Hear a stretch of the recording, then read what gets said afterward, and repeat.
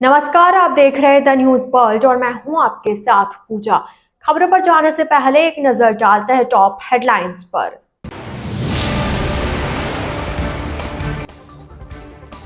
BSF के स्थापना दिवस कार्यक्रम में शिरकत करने गृह मंत्री अमित शाह आएंगे जोधपुर।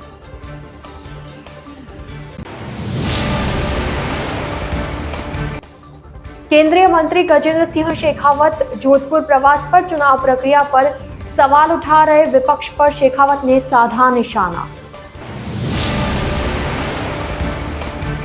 शिक्षा मंत्री मदन दिलावर शनिवार को रहे जोधपुर दौरे पर। धर्मांतरण बिल पर मंत्रिमंडल में चर्चा के सैद्धांतिक स्वीकृति मिली।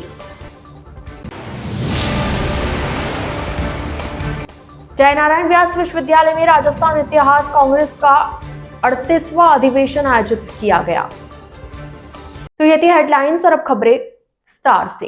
केंद्रीय संस्कृति एवं पर्यटन मंत्री गजेंद्र सिंह शेखावत ने चुनाव प्रक्रिया पर सवाल उठा रहे विपक्ष दलों पर एक बार फिर निशाना साधा। उन्होंने स्पष्ट कहा कि विपक्ष का चेहरा कुछ और है और चरित्र कुछ और। यह एक बार फिर देश की जनता के सामने प्रकट हो रहा है। शनिवार को अपने संसदीय क्षेत्र पहुंचे केंद्रीय मंत्री शेखावत ने एयरपोर्ट पर मीडिया से बातचीत में विपक्षी दलों के लिए कहा कि जिनको लोकतंत्र की इस व्यवस्था में जनता ने नकार दिया है, वो सारे लोग अब पराजय को इस तरह से अपनी खींच के रूप में अभिव्यक्त कर रहे हैं, लेकिन देश की जनता इनके चाल चरित्र और चेहरे को पहचान चुकी है। आज भारत का लोकतंत्र 75 साल से ज्यादा का हो गया है।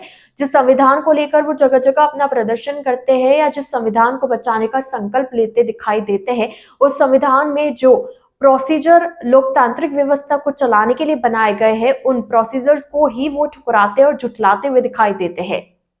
कि जिनको लोकतंत्र की इस व्यवस्था में जिनको जनता ने नकार दिया, वो सारे लोग अब लोकतंत्र के पराजय को इस तरह से अपनी खींच के रूप में अभिव्यक्त कर रहे हैं। लेकिन देश की जनता इनको इनके चाल चरित्र चेहरे को पहचान चुकी है। आज भारत का लोकतंत्र 75 साल से ज़्यादा का हो गया और हम जिस संविधान को लेकर के वो जगह जगह अपना प्रदर्शन करते हैं या जिस संविधान को बचाने का संकल्प ऐसा दिखाते हैं, उस संविधान में जो प्रोसीजर्स लोकतांत्रिक व्यवस्था को चलाने के लिए बनाए गए, उन प्रोसीजर्स को ही वो ठुकराते और झुठलाते हुए दिखाई देते हैं। तो उनका चेहरा कुछ और है और चरित्र कुछ और है। ये एक बार फिर देश की जनता के सामने प्रकट हो रहा है। जोधपुर एयरपोर्ट पर पत्रकारों से वार्ता करते हुए सीमा सुरक्षा बल के स्थापना दिवस कार्यक्रम में केंद्रीय गृह मंत्री अमित शाह के आने के सवाल पर शेखावत ने कहा कि हमारे लिए यह सौभाग्य का विषय है कि गृह मंत्री स्वयं सीमा सुरक्षा बल के स्थापना दिवस कार्यक्रम में आ रहे हैं। उन्होंने बताया कि पहले यह कार्यक्रम सिर्फ दिल्ली में हुआ करते थे, लेकिन मोदी सरकार बनने के बाद प्रधानमंत्री की प्रेरणा से तय किया गया कि इन कार्यक्रमों को हम अलग अलग जगह पर करें।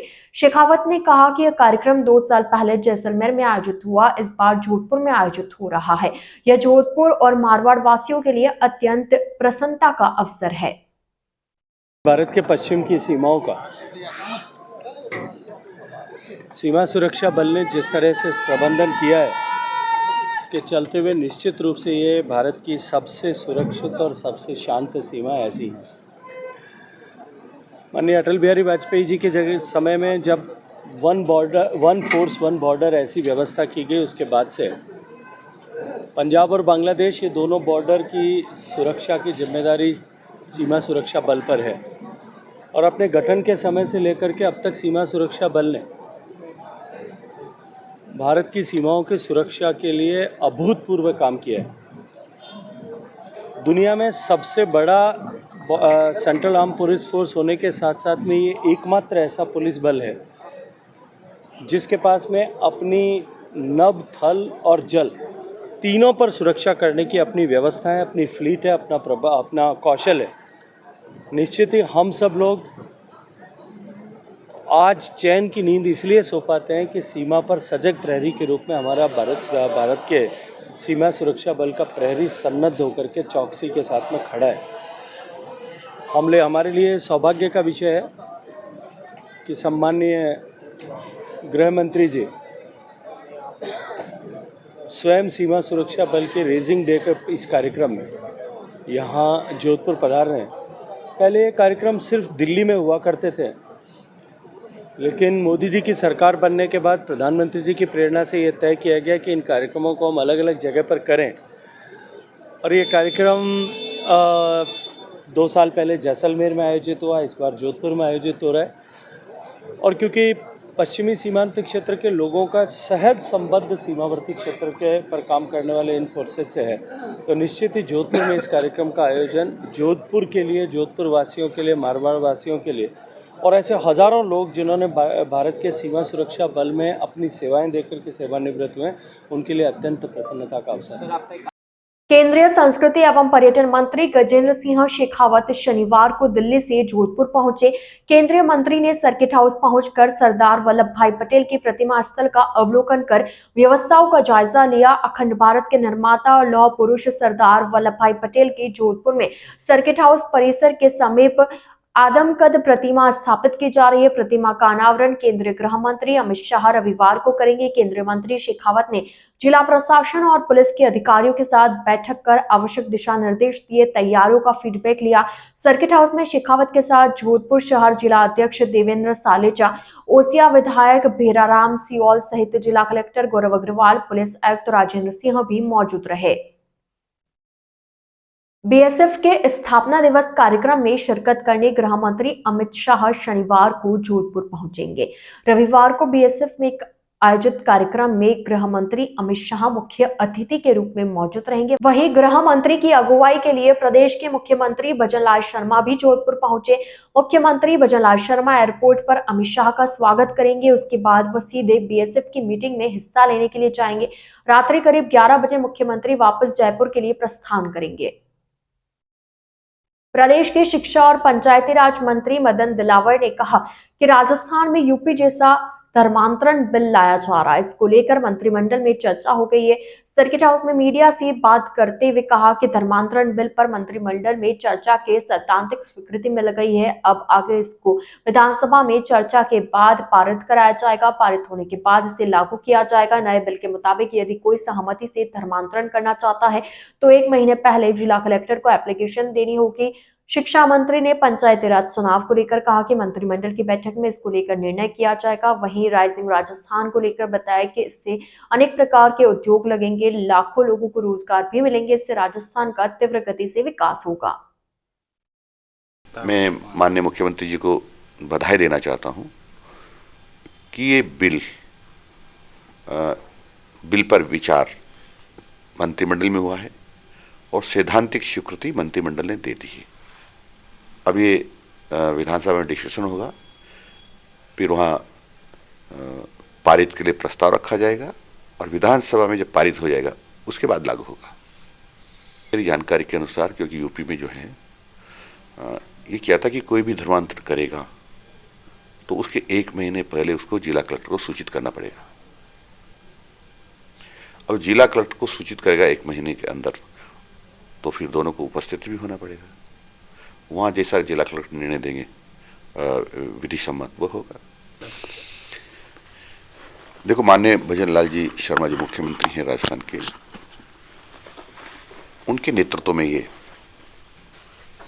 जो राइजिंग राजस्थान समिट हो रही है, आज तक चाहे कोई भी सरकार रही हो, इतनी बड़ी समिट कभी नहीं हुई और अभी तक 20 लाख करोड़ के एमओयू हो चुके हैं। संभावना पूरी है कि ये 25 लाख करोड़ तक पहुंचेगा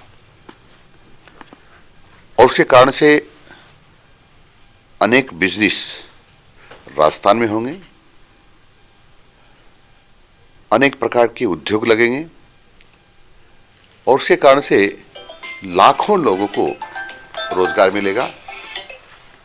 सरकार को राजस्व भी मिलेगा और उसके कारण से राजस्थान तीव्र गति से प्रगति करेगा, यानी विकास होगा। सर, पंचायती राज चुनाव को कोई संशय नहीं बना हुआ, सबको पता है कि ऐसे निर्णय सामूहिक निर्णय होते हैं। सामूहिकता का अर्थ है कि मंत्रिमंडल में निर्णय होगा।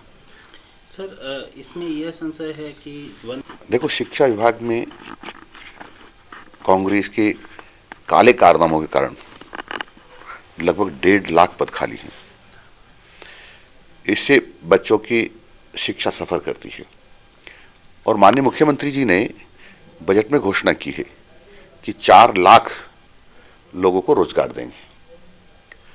जब 4 लाख लोग सरकारी नौकरियां लगेगी तो आप सब जानते हैं कि कम से कम 1.5 लाख से लगाकर 2 लाख तक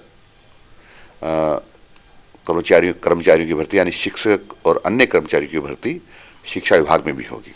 तो लगभग अधिकांश पद भर जाएंगे। सर एक पीटी भर्ती लौह पुरुष के नाम से मशहूर देश के पूर्व गृह मंत्री सरदार वल्लभ भाई पटेल की 150वीं जन्म जयंती के अवसर पर उनकी आदमकद प्रतिमा का अनावरण जोधपुर के सर्किट हाउस के मुख्य द्वार पर रविवार को गृह मंत्री अमित शाह द्वारा किया जाएगा। उससे पूर्व आज शनिवार को सरदार वल्लभ भाई पटेल की प्रतिमा स्थापित की गई, जिसके लिए विधि विधान के साथ पूजा अर्चना की गई। शहर विधायक अतुल भंसाली ने बताया कि लौह पुरुष सरदार वल्लभ भाई पटेल, जिन्होंने देश के एकीकरण में अपना महत्वपूर्ण योगदान दिया और अपनी सूझबूझ एवं त्वरित निर्णय के चलते जोधपुर को भी भारत देश में बचाए रखने में अपनी महत्वपूर्ण भूमिका निभाई है। उनकी 150वीं जन्म जयंती के अवसर पर उन्हें श्रद्धांजलि स्वरूप सर्किट हाउस के मुख्य द्वार पर सरदार वल्लभ भाई पटेल की आदमकद मूर्ति का अनावरण किया जा रहा है। उन्होंने बताया कि अपने जोधपुर प्रवास के दौरान गृह मंत्री अमित शाह इस मूर्ति का विधि विधान के साथ अनावरण करेंगे।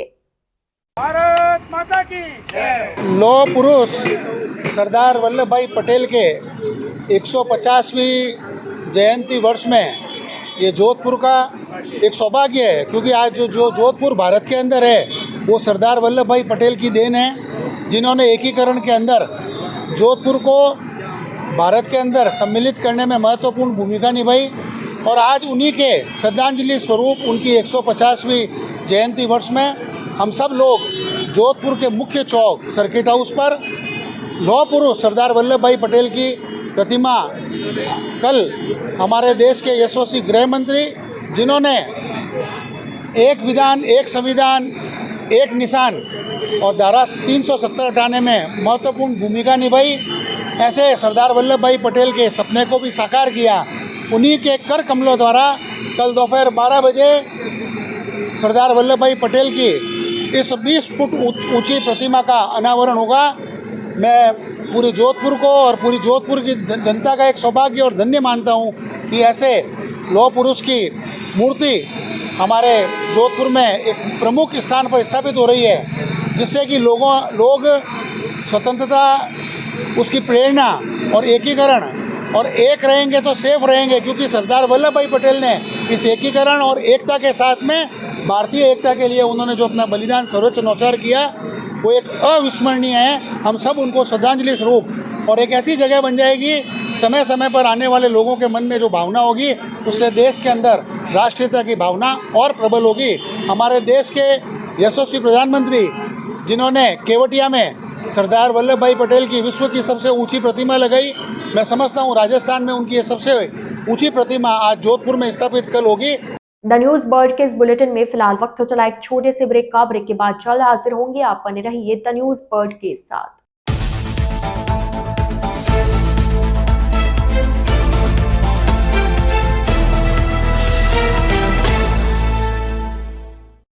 ब्रेक के बाद आपका स्वागत है। जोधपुर के जयनारायण व्यास विश्वविद्यालय के इतिहास विभाग द्वारा भारतीय इतिहास अनुसंधान विभाग के तत्वावधान में राजस्थान इतिहास कांग्रेस का 38वां अधिवेशन आयोजित किया गया। प्रोफेसर यशवीर सिंह ने कार्यक्रम के बारे में जानकारी देते हुए बताया कि राजस्थान इतिहास कांग्रेस अधिवेशन में देश के विभिन्न महाविद्यालय और विश्वविद्यालय से प्रतिनिधियों ने हिस्सा लिया, जिसमें राजस्थान का इतिहास, संस्कृति, प्रकृति आदि के बारे में चर्चा की जा रही है। यशवीर सिंह ने बताया कि राजस्थान का विशाल गौरवमयी एवं राजनीतिक इतिहास रहा है। विभिन्न शोधकारों द्वारा विभिन्न विषयों पर चर्चा कर शोध करते हुए उसे प्रतिवर्ष प्रकाशित कराया जाता है। ये राजस्थान इतिहास कांग्रेस का 38वां अधिवेशन जयनारायण व्यास विश्वविद्यालय द्वारा आयोजित किया जा रहा है। इसमें देश के विभिन्न भागों की महाविद्यालयों, विश्वविद्यालयों में पढ़ाने वाले शिक्षक, शोधार्थी राजस्थान के इतिहास और संस्कृति पर मंथन चल रहा है ये 2 दिन से लगातार। और इसमें राजस्थान की समृद्ध जो कला और संस्कृति है, इसके अलावा उसका जो गौरवमय इतिहास है, वो राजनीतिक इतिहास रहा हो, चाहे वो सांस्कृतिक इतिहास रहा हो, चाहे वो उसकी परंपराएं रही हों, चाहे उसका सामाजिक व्यवस्थाएं रही हों, उन विभिन्न विषयों को लेकर विभिन्न भागों के अलग अलग जो विद्वान हैं वो इस पर अपने वाद विवाद चल रहा है और एक अच्छे डिस्कशन के बाद जो शोध पत्र हैं उनका इसकी प्रोसीडिंग्स को पब्लिश किया जाता है। Indian council of historical research भारतीय इतिहास अनुसंधान परिषद द्वारा इस कार्यक्रम को स्पॉन्सर किया गया है और ये एक बहुत बड़ा प्लेटफार्म है जो राजस्थान की समृद्ध संस्कृति और इतिहास पर अनेक चाहे वो दिल्ली विश्वविद्यालय के, जवाहरलाल नेहरू विश्वविद्यालय के, अलीगढ़ मुस्लिम यूनिवर्सिटी के, राजस्थान के विभिन्न यूनिवर्सिटीज़ को, और मैं स्वयं हरियाणा इतिहास कांग्रेस का अध्यक्ष भी हूं और मैं एक हरियाणा के महाविद्यालय में प्राचार्य हूं। मैं भी लगातार इस कॉन्फ्रेंस में आता रहा हूं और ये बहुत अच्छा डिस्कशन यहाँ पे होता है जिससे राजस्थान का इतिहास और संस्कृति समृद्ध होती है। राजस्थान नर्सेज एसोसिएशन जोधपुर के शहर अध्यक्ष जगदीश जाट के नेतृत्व में शनिवार को डॉक्टर एसएन मेडिकल कॉलेज में नर्सिंग अधिकारी वर्ग के 1500 नए पद सृजित करने की मांग को लेकर एक धरना दिया गया। एसोसिएशन के अध्यक्ष जगदीश जाट ने बताया कि मेडिकल कॉलेज के अधीन पद बहुत कम स्वीकृत हैं, जिस वजह से कार्यभार ज्यादा होने से कुशल संचालन नहीं हो पाता है, जिसके चलते मरीजों और डॉक्टरों के बीच कई बार झगड़े भी देखने को मिलते हैं। अध्यक्ष जगदीश जाट ने बताया कि मेडिकल कॉलेज में नर्सिंग अधिकारी के लगभग 2500 पद और सीनियर नर्सिंग अधिकारी के लगभग 375 पद स्वीकृत हैं, जिसमें से 500 के करीब रिक्त है। मेडिकल कॉलेज में अभी कार्यभार जयपुर के बाद सबसे अधिक है और लगभग 1500 नए पद स्वीकृत करने की आवश्यकता है, जिसको लेकर डॉक्टर एसएन मेडिकल कॉलेज के प्रधानाचार्य को ज्ञापन सौंपा गया। हम यहाँ इकट्ठे हुए अपन प्राचार्य का इंतजार कर रहे हैं कि वो आए तो हम अपनी जायज बात उनको कह दें। नर्सेज एसोसिएशन के बैनर तले यहाँ इकट्ठे हुए, जिसमें हम जोधपुर शहर के अंदर जो विभिन्न अस्पताल है उनमें मरीज बार डिपार्टमेंट इतने बढ़ गए हैं, बट उसके एवज में nursing officer, senior nursing officer का पद नहीं बढ़े, जिससे कि बहुत ज्यादा बाहर है मरीज। आपको खुद को, मीडिया को अच्छे से पता है कि रोज मरीज की सेवा प्रभावित हो रही है। कई बार जनता और जो काम करने वाले कर्मचारी उनको इस कारण आमने सामने होना पड़ता है, जबकि उनका कोई आपसी गतिरोध नहीं होता। और आज देखिए आप मतदास देखोगे तो पीछे डेंटल यूनिट हो गई, ट्रॉमा सेंटर हो गया, जनना हो गई, पीछे न्यूरोगैस्ट्रो हो गया, काफी डिपार्टमेंट खुले, लेकिन पद आज भी 2015 के बाद वही है। उस वजह से यहाँ काफी कमी है। और तो साथ ही साथ क्या है कि आज सारे अस्पतालों में 1500 पद नए एनओ की जरूरत है और 400 करीब सीनियर नर्सिंग अधिकारी के पद की जरूरत है, पर वो सृजित नहीं किए जा रहे। उसी हेतु इकट्ठे हुए कि सरकार ये भर्ती पूरी कर रही है, उस पर पुराने पद तो भर रही है, लेकिन उसके एवज में जो इनको अस्थायी कर्मचारी लगे उनका रोजगार जा रहा है। तो कम से कम नए पद सृजित करें, जिससे कि वास्तविक रूप से जनता को फायदा हो और इन कर्मचारियों का रोजगार भी बचे और नए पदों पर भर्ती भी हो, और जो खाली पद है उनके ऊपर और भी कर्मचारी लगा सके, जिससे जनता को फायदा हो, अस्पताल को फायदा हो, राज्य सरकार की योजनाएं ज्यादा से ज्यादा पहुंचे तथा कर्मचारी हित में भी फायदा हो। जगदीश जाट, अध्यक्ष राजस्थान नर्सेज एसोसिएशन जोधपुर। जिस प्रकार दिन रात भार बढ़ता जा रहा है और कर्मचारियों की कमी है, आए दिन राजस्थान सरकार नए नए डिपार्टमेंट खोलते जा रही है और कर्मचारी नहीं बढ़ाए जा रहे हैं। उनकी संख्या की कमी को देखते हुए आज यहाँ लोग इकट्ठे हुए कि कम से कम आप भाई डिपार्टमेंट तो खोले जा रहे हो, लेकिन कर्मचारियों की कमी हो तो इनको कौन चलाएगा। पहले भी इतने सारे हैं कि जो पुराने पैटर्न पे अभी उनके स्टाफ चल रहा है, जैसे कि 2011 का पैटर्न है, वहाँ भी चल रहा है, उनके अनुसार संख्या बढ़ाई भी नहीं, स्टाफ इतना जरूरत है, इतनी जरूरत नहीं इनकी। तो उसके अनुसार आज हम यही लगते हैं कम से कम नई स्वीकृति भेजे और कम से कम हमें नए पैटर्न के अनुसार स्टाफ अवेलेबल करवाएं। इसके लिए मैंने राजस्थान जितेंद्र बड़वाल, संयोजक कमला नेहरू चिकित्सालय, Rajasthan nurses association Jodhpur. Doctor Sarvepalli Radhakrishnan Rajasthan Ayurveda विश्वविद्यालय जोधपुर में आयुर्वेद विश्वविद्यालय, आयुष मंत्रालय, कल्टीवेटर प्राइवेट लिमिटेड संस्था एवं जापान की लक्ष्मी संस्था के संयुक्त तत्वावधान में आयोजित 3 दिवसीय अंतर्राष्ट्रीय कॉन्फ्रेंस औषध मानकम 2024 का शनिवार को भव्य समापन हुआ। यह कॉन्फ्रेंस आयुर्वेदिक औषधियों के मान्यकरण, चुनौतियों और समाधान विषय पर केंद्रित रही। कॉन्फ्रेंस में देश विदेश के कई ख्याति प्राप्त वैज्ञानिकों, शोधकर्ताओं और विशेषज्ञों ने भाग लिया। कॉन्फ्रेंस का समापन समारोह सुश्रुत ऑडिटोरियम में आयोजित किया गया। समापन समारोह कार्यक्रम की अध्यक्षता प्रोफेसर प्रदीप कुमार प्रजापति ने की। इस अवसर पर मुख्य अतिथि बनारस हिंदू विश्वविद्यालय के वरिष्ठ पूर्व विभागाध्यक्ष प्रोफेसर सीबी झा ने अपने संबोधन में कहा कि आयुर्वेदिक औषधियों के मानकीकरण के लिए यह कॉन्फ्रेंस उपयोगी साबित होगी। इससे न केवल आयुर्वेद को वैश्विक पहचान मिलेगी, बल्कि आधुनिक चिकित्सा प्रणाली में इसका प्रभावी उपयोग संभव होगा। कॉन्फ्रेंस के अंतिम दिन 2 प्रमुख प्लेनरी सेशंस आयोजित किए गए, जिसमें विशेषज्ञों ने आयुर्वेदिक औषधियों के विभिन्न पहलुओं पर अपने विचार प्रस्तुत किए। समाज सेवी स्वर्गीय आनंद पुरोहित एवं श्री कृष्ण पुरोहित की स्मृति में हमेशिया पुरोहित परिवार द्वारा आयोजित 7 दिवसीय भागवत कथा का ब्रह्मबाग स्थित गौरीशंकर महादेव मंदिर में शुभारंभ हुआ। शनिवार को प्रथम दिन गणपति पूजन के साथ कथा का आरंभ हुआ। गौरतलब है कि कथा वाचन व्यास पीठ पंडित नवरत्न जी अग्निहोत्री द्वारा किया जा रहा है। आयोजनकर्ता गोल्डी पुरोहित ने बताया कि कथा के प्रथम दिन पंडित नवरत्न जी अग्निहोत्री ने भागवत का महत्व बताते हुए महाभारत युद्ध का वृतांत बताकर भगवान श्री कृष्ण की लीला का विस्तार से वर्णन किया। इस दौरान प्रतिदिन अलग अलग प्रसंगों का वर्णन किया जाएगा। कथा के दौरान हमेशा पुरोहित परिवार के सदस्यों के अलावा बड़ी संख्या में श्रद्धालु उपस्थित रहे। इस अवसर पर परिसर को आकर्षक सजाया गया।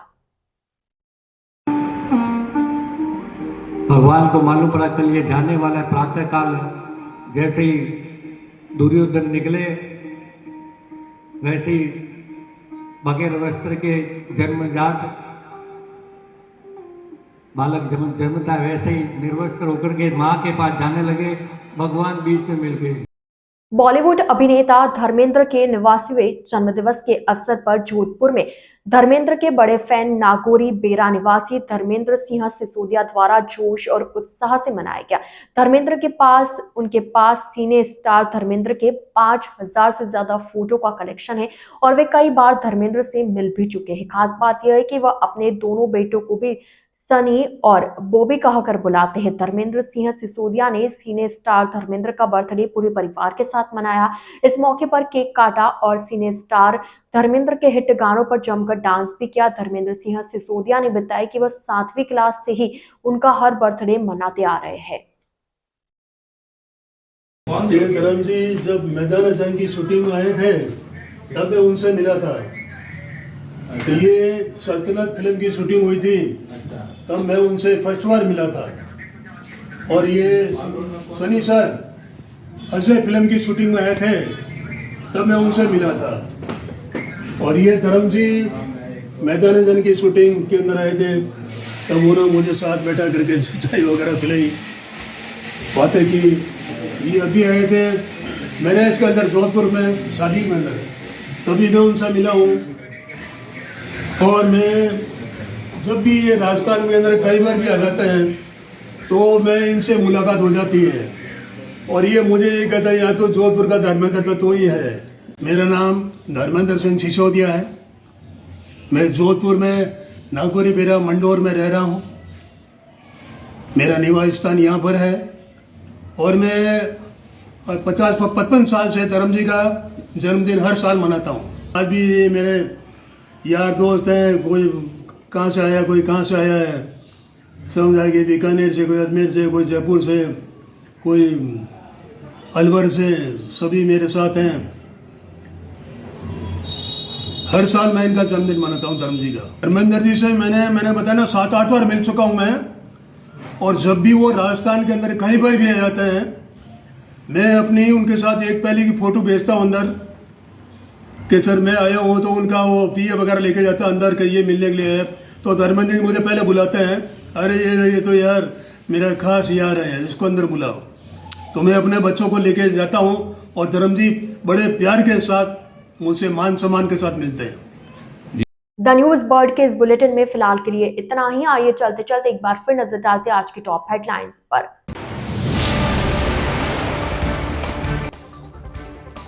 बीएसएफ के स्थापना दिवस कार्यक्रम में शिरकत करने गृह मंत्री अमित शाह आएंगे जोधपुर।